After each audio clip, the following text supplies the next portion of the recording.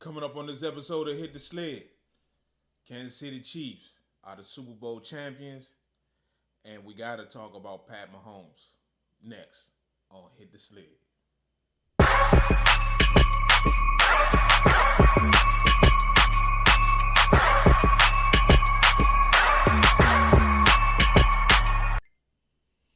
Hey, what's up, everybody? This E coming to y'all with a Super Bowl edition of Hit the Sled. Before we get started on this episode, of course, subscribe to my YouTube channel, Hit the Sled. But not only that, leave a comment, hit the like button. But not only am I on YouTube, but I'm also on Twitter, Instagram, Facebook, TikTok, just about everywhere. And of course, this is the last game of the season. We're going to talk about what happened, but we got a lot more things. The off season, it never stops. So we got more and more things we're going to be talking about, more and more things as far as with the Redskins, and a lot more things of what's going on outside of Washington Redskins and what's going on in the National Football League. But with that being said, we got to talk about the Super Bowl, man. What a game! What a game! What a game, man! It was one of those games where if you're not a football purist, if you're just watching it for entertainment purposes, if you don't really know the game, it seemed kind of like a boring game. 10-6, 10-3, and it wasn't really a game that that you can get a handle of. But someone like myself who watches has been watching football a long time, played it fortunately in high school, college, kind of got a good idea as to what was going on. It was something where I was watching it and it was quite entertaining to me because of the dynamics, what was going on the field. And for me, what was quite shocking to me was that the 49ers came out, man. They came out. Cal had an excellent plan coming in. That first possession, he was excellent. He had the play calling right. Purdy, to me, he came in and he was extremely comfortable. He was extremely comfortable. He was on the money. He was doing it. He was throwing it to the right places. Everything was on the money. But unfortunately, Christian McCaffrey fumbled. That those turnovers ended up costing San Francisco 49ers during this game. That turnover by Christian McCaffrey could because they could have got at least 3 points. And that 3 points was a big difference in this game. To me, it was a very well played game. The referees kind of got out the way, let them play, let them do their thing. But it was really really good to see that the 49ers came out the way they did because everybody expected them, to get ran over, Pat Mahomes and those people, even though they were favorite. The 49ers were favorite, but everybody just thought that they're going to come out there and they just going to run through them. But unfortunately, they didn't. And to be quite honest with you, the people that came out with a more energy that was kind of shocking to me was the defense. The 49ers defense came out there with great energy. Great energy. I guess everything that was said about them in regard to their energy, in regard to the way they played the last couple weeks, them not stopping the run, them not playing with reckless abandon, the defense walking, they didn't come out like that. They were ready to go. Chase Young made some plays. Fortunately, it was great to see that. Chase has the talent, but unfortunately, Chase hasn't been playing with the motor that we would like to see him play with. He on the sack that he had, he played with great technique. Great technique. And he ended up getting in there, made some plays. But the 49ers defense came out with great energy. They were fantastic. Purdy, like I said earlier, he was outstanding as well. He was not nervous. Brock Purdy was not nervous at all. He was ready to he looked like, man, he was confident in his throws. He was confident in what he was seeing. Everything that they practiced, he was there. He was there. It was right there. And to me, it was amazing to see that a guy like that wasn't nervous. It's the Super Bowl. and he was not nervous at all. And to be quite honest with you, the first quarter and a half, and practically to be quite honest with you, the entire first half, the 49ers controlled the line of scrimmages on both sides of the ball.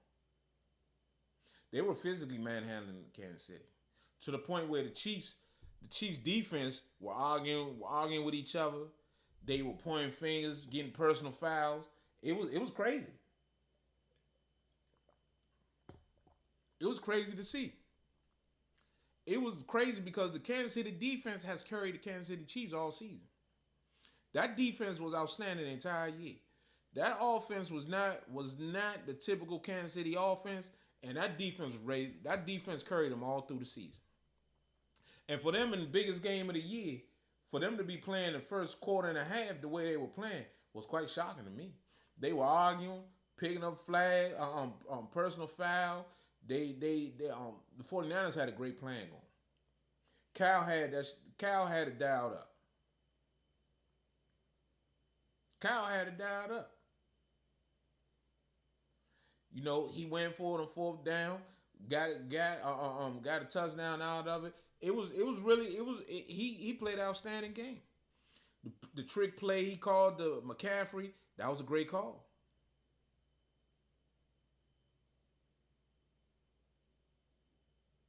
I'm just telling you, in my opinion, the 49ers started the game outstanding. But the problem with what happened with the 49ers was, in that entire first half, they only scored 10 points. You can't do that against Kansas City. You can't do that against Kansas City. They had that entire first half. They only scored 10 points. They needed to have scored while they were dominating both line of scrimmages. They were dominating. The defensive front was dominating the Kansas City offensive line.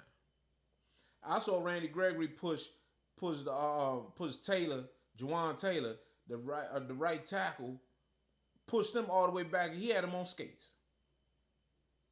It was a physical. They was physical out there. Armstead was physical.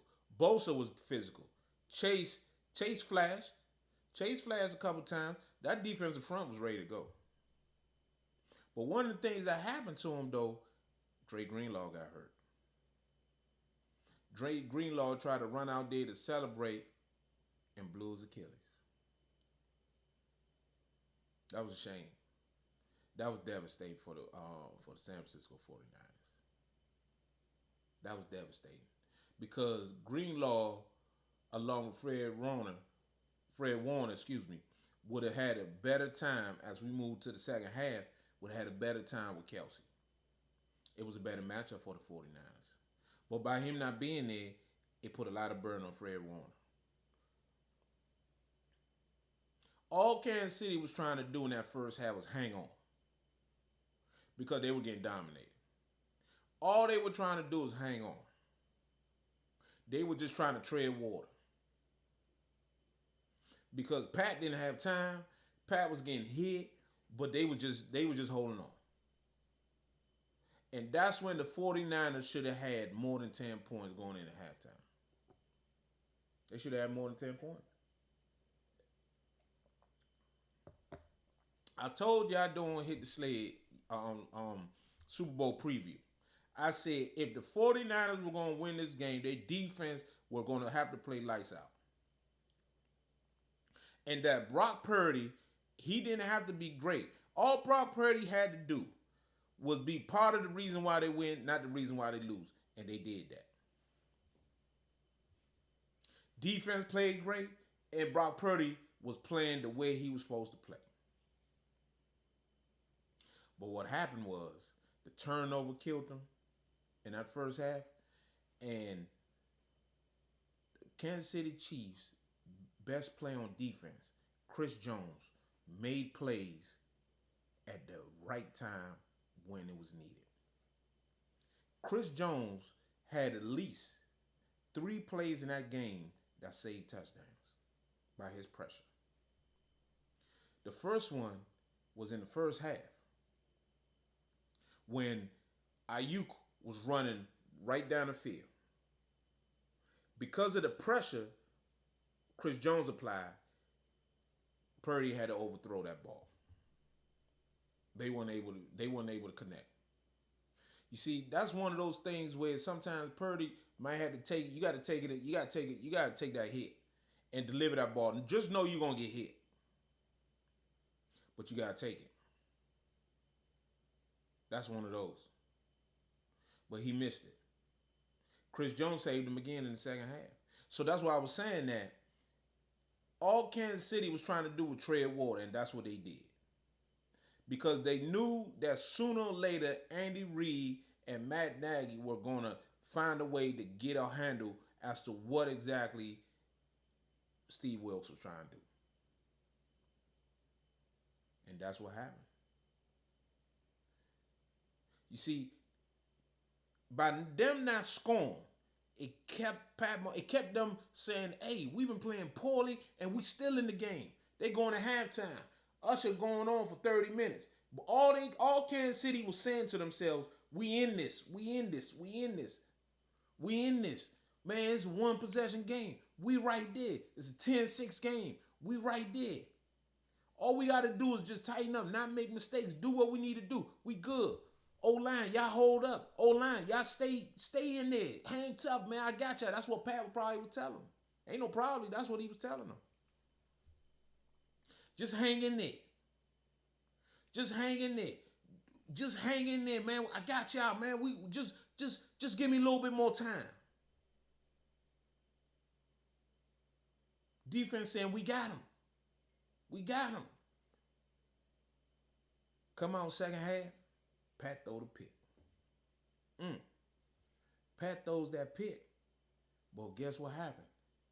The Niners didn't take advantage of it either. They get the ball after the interception, and they go 3 and out.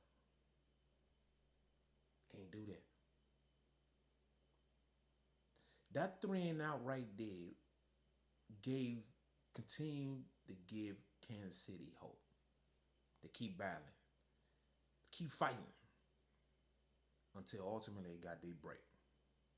Kansas City ended up getting their break. Excuse me. Kansas City ended up getting their break with the muff kick. The muff punt. Not a muff, excuse me. The ball hit the defender that was getting blocked.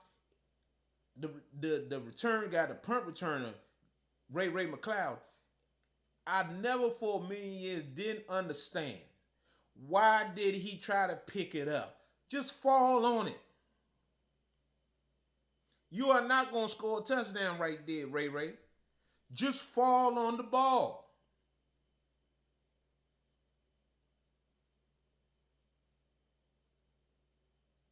Just fall on the ball, Ray. Just fall on the ball. But he didn't do that. He tried to pick it up. And what happened was, of course, he couldn't pick it up. And the Kansas City recovers. Kansas City recovers the very next play, touchdown. It's a brand new game.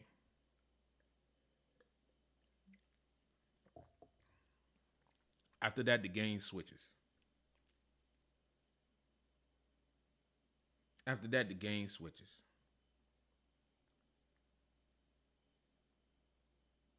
Game switch. Kansas City now got momentum themselves. They back in the game. They in the lead. They done played poorly. They feel like they right there now. They feel like man, they in the game.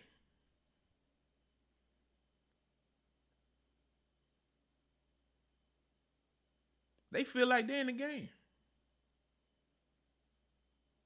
But I got to credit Kyle Shanahan too. He didn't sit back. He kept battling. He kept fighting.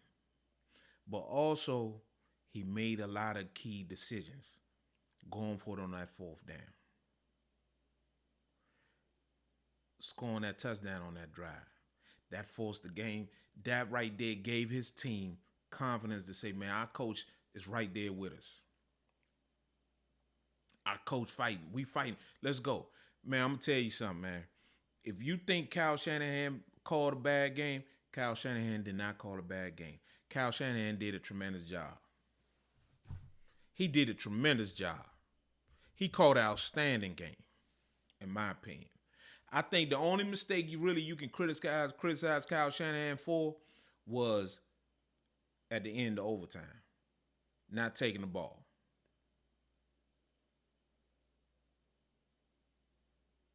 Not giving Kansas City the ball, I should say. He took the ball when he should have deferred. That's the only mistake you can say Kyle made the whole game. He caught all the right plays. The punt that hit the defender with that switched the game, that's fortuitous luck. But Kansas City worked hard for that luck too. Ain't it something that the people that work hard tend to be the lucky ones? And that's what I mean, that they just hung in there. They just stayed with it. They just stayed with it. And I gotta credit them, man. Kansas City, they just kept fighting. The 49ers didn't back down either. But as the game kept going, you knew sooner or later the greatness of Pat Mahomes was gonna show up. And that's what happened. That's what happened. The greatness of Pat Mahomes. To get that game, to drive the ball down the field, to get that game winning, the game time field goal to send the game to overtime. The 4th-and-1 run on the read option. Scrambling, making runs to drive them down the field. Making those plays. That's the greatness of Pat Mahomes, y'all. Man, Pat Mahomes, pass that guy. Pass that guy. Pat is that guy. And one of the things you got to understand, Pat Mahomes is right now turning into a Monday Jordan, man. Because what he did after the 49ers get that ball, they take the ball in overtime. They drive down the field. And then they get stopped by the Chris Jones play. The third time Chris Jones saved Kansas City. He got in there so fast, and the receiver had won his route. It would have been a touchdown. It would have been a touchdown, easy touchdown. But Chris Jones saved him. Forced 49ers to kick a field goal. And Pat Mahomes gets that ball and drives them people all the way down the field. Man, let me tell y'all something, man. That's something to be seen right there. That's greatness right there. That's greatness. When everybody's heart was all over the place. Nervous, people nervous out there, people antsy, people can't sit, people dropping passes. Pat Mahomes, man, you can see in that man's eyes. It wasn't nothing, he had no fear in his eyes, Slim. He had no fear. He drove them people right down the field.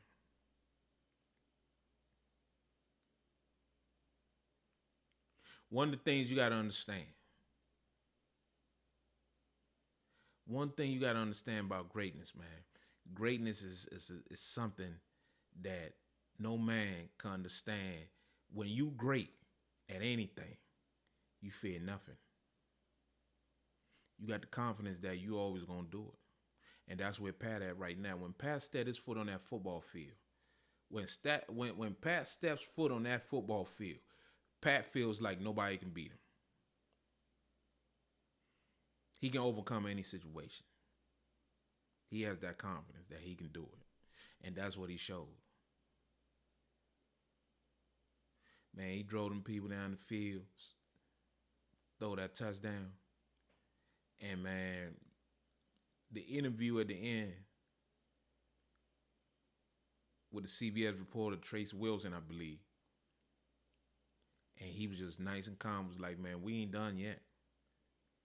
We going for 3 in a row. We ain't done yet. We ain't done yet. We going for the 3-peat. Man, that's greatness there. That man calling a shot. It was something to see. It was something to see, y'all. It was something to see. And not only that, it was something where you had to, when you looking at that, you had to know, man, that man liable to do it too. He's liable to do it. He's liable to get it done. I look at the 49ers as a team that they're probably more than likely they're gonna lose Ayuk. They're gonna lose him where they can't keep everybody, but the whole team is gonna come back. They're gonna miss Greenlaw. Greenlaw is gonna be gone for the season. If he comes back, it's gonna be late in the year, like in December. Probably not. He's probably done for the season. That's a year-long injury. If he makes it, probably back in January or something, or late December. But their whole team will come back. Purdy's gonna be better. They're gonna add some more. They're gonna add some more receivers. They need some corners. They gonna be right there. But as far as the Kansas City Chiefs, this is the worst Kansas City Chief team we're gonna have. We're gonna see. Kansas City is gonna be better next year than this season right here. They're gonna get brand new receivers. They're gonna get more linemen. They're gonna draft Kelsey replacement. They're gonna be way better than what they was this season. This is the worst Kansas City team we're gonna see in a long time.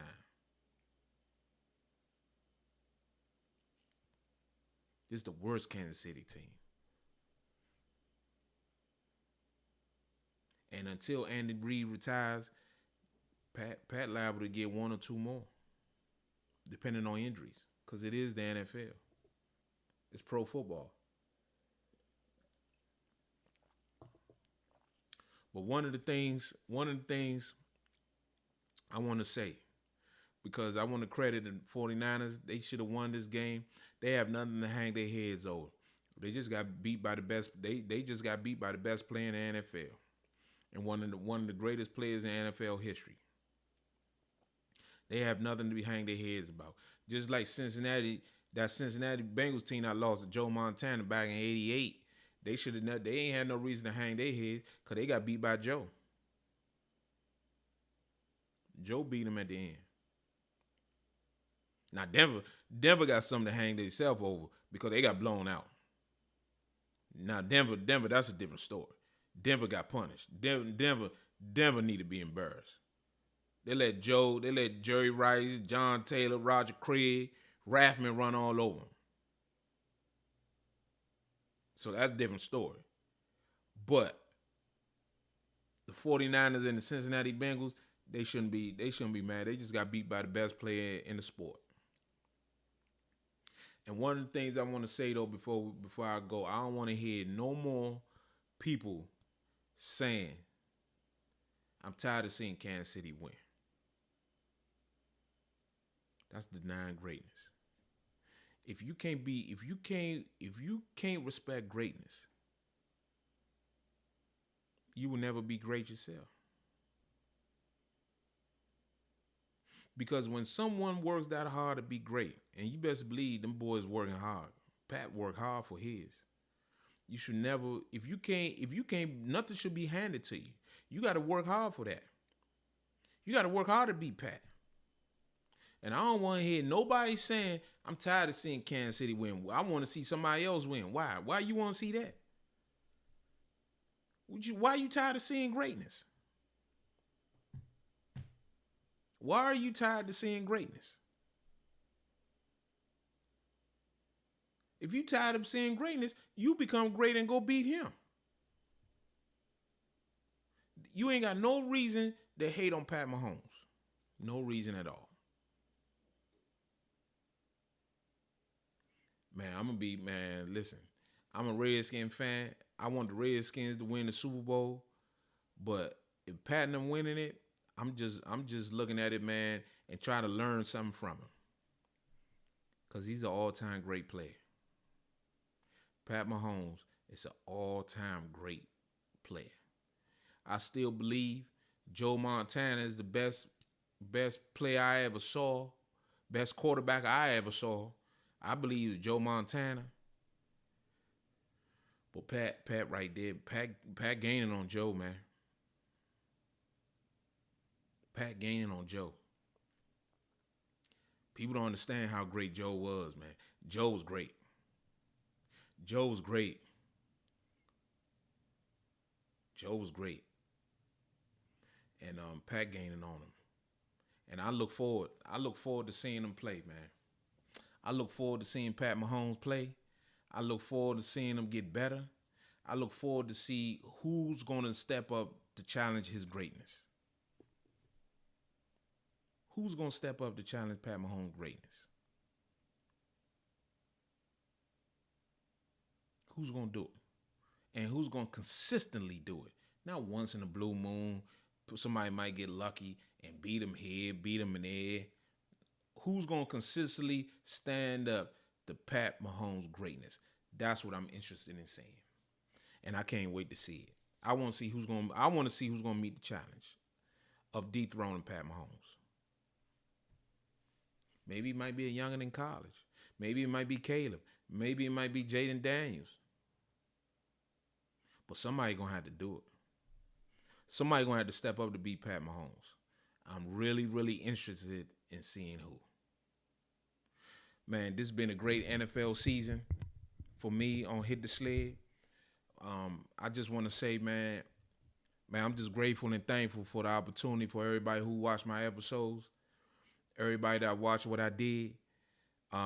This is something that took a lot for me to do. It took a lot. I had to overcome a lot of fear of doing this, looking through a camera, speaking, and then putting it out there to the world. This off season, my goal is to scale this thing slowly but surely, scale it up and get it to the point where, man, it's something that people would tune into every week. But I learned so much about myself doing this. I learned so much about what is it I can and can't do. What is it I'm not good at? What is it I need to work on? And I learned that, man, anything that's great, anything that takes excellence, it takes a lot of hard work and it takes time to build it. And that's what I'm going to do. Man, Hit the Sled ain't going nowhere. Hit the Sled is going to be here. Hit the Sled is only going to get better. And that being said, this off season, we're going to keep on rolling. But I truly appreciate y'all for watching me, watching my episodes. Man, it's been a pleasure. Hit the Sled. Man, we coming. Man, what a season. And congratulations to the Kansas City Chiefs, man, because can't deny greatness. Can't deny greatness. And greatness belongs to Pat Mahomes, man. Congratulations to the Kansas City Chiefs. Man, I appreciate y'all watching me on Hit the Sled. I truly respect y'all, man, for spending some time with me. Man, as time goes on, we're going to keep getting this thing better and better. Man, I appreciate y'all. Hit the Sled. We coming. We coming. I appreciate y'all.